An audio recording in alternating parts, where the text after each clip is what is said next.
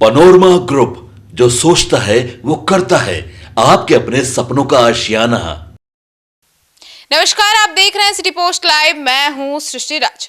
देश में paper leak का दीमक युवाओं के भविष्य को खोखला कर रहा है, लेकिन कानून के हाथ आखिरकार मास्टरमाइंड की गर्दन तक पहुंच ही गई।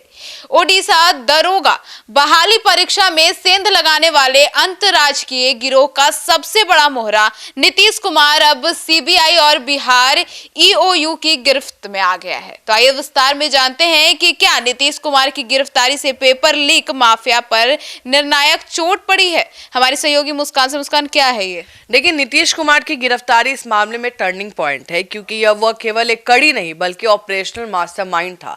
अब तक एजेंसियां छोटे एजेंट, बिचौलिया या जो बीच में आते थे उनको पकड़ पाती थी, लेकिन पहली बार लॉजिस्टिक और मूवमेंट कंट्रोलर पकड़ा गया है। इससे यह साफ होता है कि पेपर लीक केवल प्रश्न पत्र चोरी नहीं है, बल्कि पूरी सोचिए इंडस्ट्री बन चुकी थी। और हालांकि जब तक प्रश्न पत्र लीक होते उसके स्रोत तक नहीं पहुंच पाते थे कि कहां से लीक हुआ है, तब तक ये कार्रवाई अधूरी मानी जाएगी। ये बड़ी सफलता है, लेकिन फाइल अभी आप सोचिए स्ट्राइक अभी बाकी है। फाइनल जो स्ट्राइक होना है वो अभी बाकी है। तो मुस्कान, क्या यह मामला बताता है कि परीक्षा माफिया अब अंतर्राज्यीय संगठित अपराध बन चुका है? देखिए, ये केस में बिहार, ओडिशा, आंध्र प्रदेश का जुड़ना बताता है कि यह केवल लोकल गिरोह नहीं बल्कि इंटर स्टेट कहीं ना कहीं डिकोड करते हैं। आप सोचिए, बस बुकिंग, ठहरने की व्यवस्था, प्रश्न पत्र तक पहुंच और परीक्षा केंद्र तक पहुंचाना, ये सब प्रोफेशनल प्लानिंग का सबूत है। 117 अभ्यर्थियों को एक साथ ले जाना दर्शाता है कि इसमें बड़े पैमाने पर निवेश और संरक्षण रहा होगा। यह नेटवर्क मानव तस्करी, ड्रग रैकेट की तरह काम कर रहा है, और फर्क सिर्फ इतना है कि यहाँ करियर की तस्करी हो रही है। ये केवल परीक्षा घोटाला नहीं बल्कि संगठित अपराध की नई शकल है।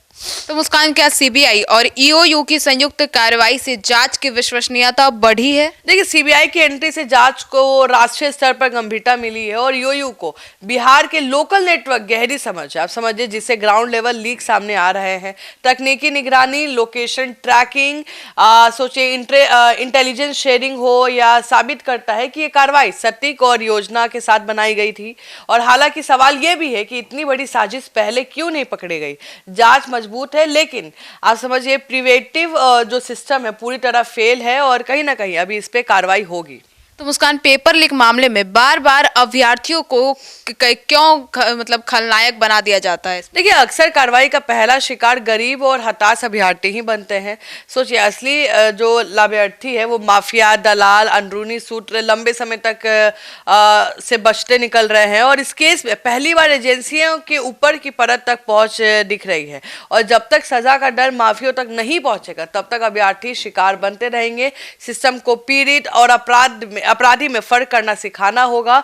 और अब बड़ा सवाल है कि जो पकड़ाए हैं अब वो कितनों के नाम देंगे। बिहार में भी नाम आया है कि बिहार में बहुत लोग हैं, ओडिशा में बहुत लोग हैं। तो मुझे लगता है कि कई बड़े नाम अब सामने आने वाले हैं, क्योंकि बिना बड़ा बैकग्राउंड के ये पेपर लीक का मामला कहीं ना कहीं अंजाम दिया ही नहीं जा सकता है।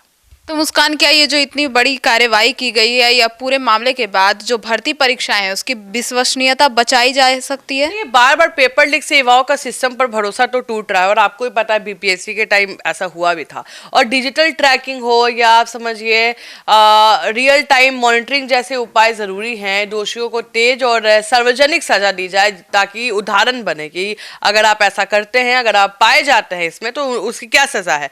केवल गिरफ्तारी नहीं बल्कि सिस्टम रिफॉर्म के स्थायी समाधान है। भरोसा तभी लौटेगा जब पारदर्शिता दिखेगा, तो सिर्फ बयान नहीं। तो कहीं ना कहीं मुझे लगता है ये बहुत बड़ी उपलब्धि है, और ये हर बच्चों के लिए एक जो मेहनत कर रहे हैं, मेहनत करके अपना पेपर देते हैं, उनके लिए एक बड़ी सफलता है। और मुझे लगता है कि पेपर लीक का मामला इतना आसानी से रुकेगा नहीं, लेकिन अब कंट्रोल में आ जाएगा।